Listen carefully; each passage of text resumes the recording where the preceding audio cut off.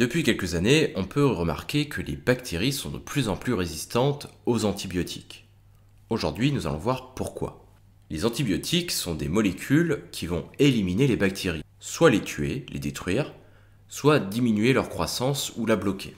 Cependant, lorsqu'on utilise un antibiotique, ce dernier peut exercer une pression sélective, c'est-à-dire qu'il va agir sur le phénomène de sélection naturelle. Dans une population de bactéries, des mutations peuvent survenir et ces mutations peuvent changer un caractère ou un autre sur une bactérie.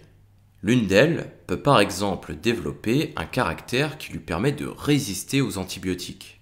Par conséquent, si on utilise l'antibiotique sur une souche de bactéries, toutes vont mourir sauf celle-ci qui va pouvoir se multiplier, survivre, puis se propager dans l'environnement. Dans ce cas, l'antibiotique a joué le rôle de pression sélective et a sélectionné cette bactérie virulente.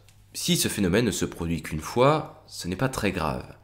Mais si on utilise beaucoup d'antibiotiques, en grande quantité, on pourra observer une multiplication de ce type de phénomène un petit peu partout dans l'environnement.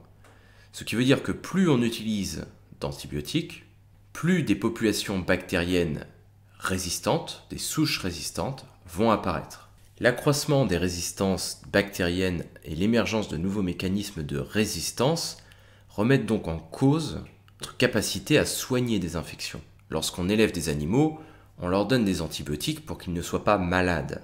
Le problème, c'est que ça participe à cette antibiorésistance, c'est-à-dire au fait que les bactéries deviennent résistantes à nos antibiotiques. Ce problème est donc un enjeu du XXIe siècle.